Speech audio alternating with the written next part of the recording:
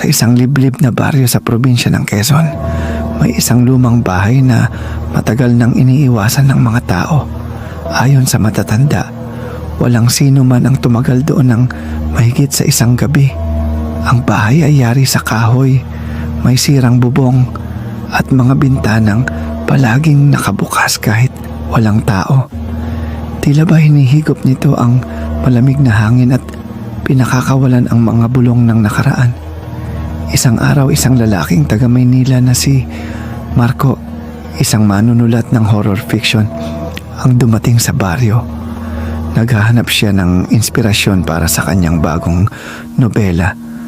Nabalitaan niya ang tungkol sa bahay at dala ng kuryosidad na pagpasyahan niyang doon pansamantalang tumira. Pagpasok niya pa lamang sa loob, nakaramdam na siya ng biglang paglalamig. Ngunit hindi siya natinag. Inayos niya ang kanyang gamit at sinimulang magtala ng mga obserbasyon. Pagdating ng hating gabi, habang sumusulat siya sa kanyang lumang makinilya, bigla itong huminto. Sumilip siya sa kabintana.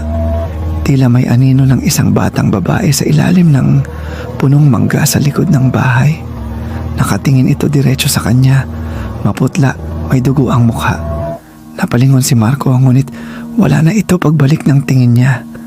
Akala niya'y bunga lang ito ng kanyang imahinasyon.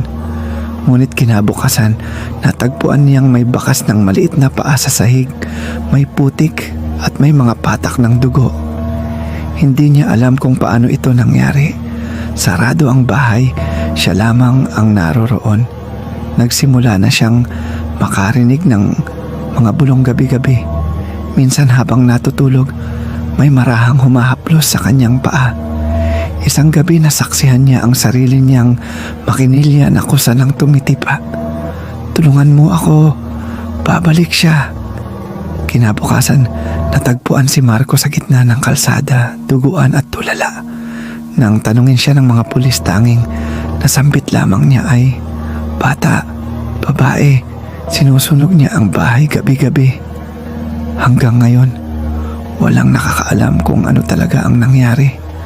Ngunit ayon sa mga taga-baryo, si Marco raw ay tuwing kabilugan ng buwan ay makikitang nakatayo sa harap ng bahay. Tila ba may hinihintay. At sa mga bagong saling pamilya sa baryo, mahigpit ang paalala ng matatanda. Walang pumapasok sa bahay sa dulo ng gulod, dahil hindi lahat ng lumalabas ay tao pa.